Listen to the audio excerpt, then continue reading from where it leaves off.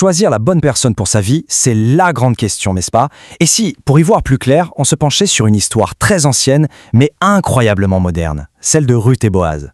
En analysant ce récit, on découvre des leçons vraiment surprenantes sur la foi, sur l'importance du caractère et sur ce qu'on pourrait appeler le timing parfait. C'est une histoire qui pourrait bien changer notre perspective.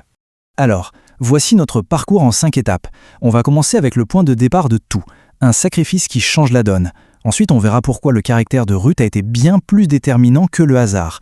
Puis on va décortiquer une approche étonnamment stratégique qui a mené à une union basée sur l'honneur. Et on terminera avec une leçon essentielle sur la patience. C'est parti.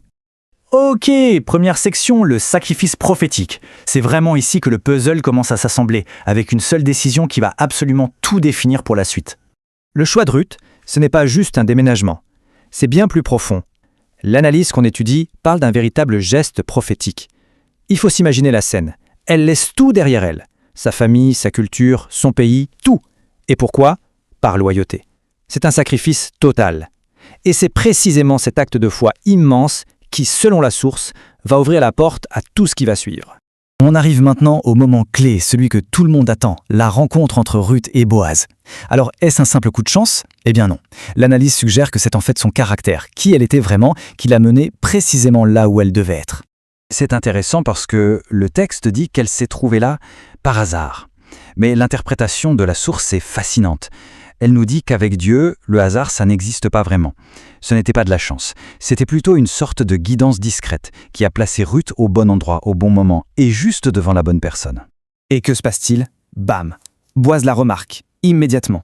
Dans ce champ rempli de monde, son regard est attiré par elle. La vraie question, c'est pourquoi elle? Qu'est-ce qui la distinguait tant des autres? Et là, attention, c'est le point crucial de toute cette histoire. Boaz n'est pas été attiré seulement par ce qu'il a vu. Non, ce qui l'a vraiment interpellé, c'est ce qu'il avait déjà entendu à son sujet. Sa réputation était arrivée avant elle. Son caractère parlait beaucoup plus fort que son apparence ou son statut social. D'accord, mais elle consistait en quoi, cette fameuse réputation? Eh bien, la source met en lumière plusieurs qualités vraiment clés. Son sens du sacrifice, bien sûr, mais aussi une forme de soumission, au sens d'humilité et de respect. Son dévouement pour sa belle-mère, sa capacité à aimer et une vraie sagesse. C'est tout ça mis ensemble qui a forgé cette image de femme vertueuse. On entre maintenant dans une scène absolument décisive, celle qui se passe sur l'aire de battage. Et attention, ce qui va se passer n'a rien d'improvisé. C'est une action calculée, pleine de symboles et guidée par la sagesse d'une autre femme. C'est Naomi, la belle-mère, qui est la grande stratège ici. Elle donne à Ruth un plan d'action super précis, en plusieurs étapes. C'est presque un rituel.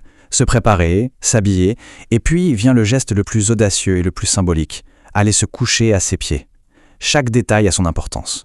Alors oui, ce geste peut nous sembler un peu étrange aujourd'hui, mais c'est essentiel de se remettre dans le contexte de l'époque. Comme l'explique l'analyse, ce n'était pas du tout un acte déplacé ou provoquant, c'était un message codé. Dans leur culture, c'était une manière très claire et reconnue pour Ruth de montrer qu'elle était d'accord pour un éventuel mariage. Et quand Boaz la découvre, la réponse de Ruth est d'une puissance incroyable. « Étends ton aile sur ta servante ». Ce n'est pas juste une demande de protection, c'est une demande en mariage en bonne et due forme. Elle fait directement appel à ce qu'on appelle le droit de rachat, une loi qui permettait à un proche de prendre soin d'une veuve. La balle est maintenant dans le camp de Boaz. Ruth a joué sa carte, et sa réaction est tout aussi révélatrice que l'initiative de Ruth. On va voir maintenant comment ses actes ont démontré son caractère droit et son intégrité. Ce qui est juste incroyable, c'est la vitesse à laquelle Boaz agit. L'analyse insiste bien là-dessus. Il ne laisse pas traîner les choses. La promesse, il l'a fait la nuit. Dès le matin, il lance les démarches légales. Et dans la journée, l'affaire est réglée. Ça, c'est la marque d'un homme de parole, un homme sérieux et déterminé. Si on regarde sa conduite de plus près, c'est en sans faute. Il n'a absolument pas profité de la situation. Au contraire, il a tout fait pour protéger la réputation de Ruth. On voit bien que c'est elle qui l'intéresse, pas ses biens. Et il a tout géré dans les règles, rapidement et correctement. C'est l'intégrité en action. Leur mariage n'est donc pas le fruit du hasard ou d'une simple attirance. C'est l'aboutissement de tout un processus qui est fondé sur des piliers vraiment solides, la foi en Dieu, un caractère qui a été éprouvé des deux côtés, et un profond sens de l'honneur. On arrive à la dernière partie, le moment où on récolte un peu les grandes leçons de cette histoire. Et tout tourne autour d'un concept, celui de la moisson. Qu'est-ce que ça nous apprend sur la patience et le bon timing? La source utilise cette très belle métaphore du temps de la moisson. Le fait que leur rencontre ait eu lieu pendant la moisson, ce n'est pas un hasard. Ça symbolise qu'il y a un temps pour tout, y compris pour le mariage. Un temps qui dépend de la maturité des personnes, un peu comme un fruit qu'on ne cueille que lorsqu'il est mûr. Alors concrètement, qu'est-ce qu'on peut en tirer ? L'idée principale, c'est peut-être de se concentrer sur son propre développement, son engagement pendant le célibat, plutôt que sur une recherche effrénée. C'est faire confiance au timing, viser la maturité, ignorer la pression sociale. Et il y a ce point fascinant. Parfois, l'amour naît de l'obéissance à un conseil sage, et non l'inverse. Pour appuyer cette idée de se consacrer à Dieu pendant le célibat, la source cite ce verset. L'idée, ce n'a pas de voir le célibat comme une attente passive, mais plutôt comme une saison active, une saison de dévouement et de service, tout en faisant confiance pour le reste. Et on termine sur cette question qui, je trouve, résume tout le propos. Le bon partenaire, est-ce qu'on le trouve en cherchant ou bien en se préparant à être trouvé ? L'histoire de Ruth suggère assez clairement une réponse. Elle ne cherchait pas un mari. Elle servait Dieu et sa famille avec un cœur entier. Et c'est en devenant la bonne personne qu'elle a été trouvée par la bonne personne.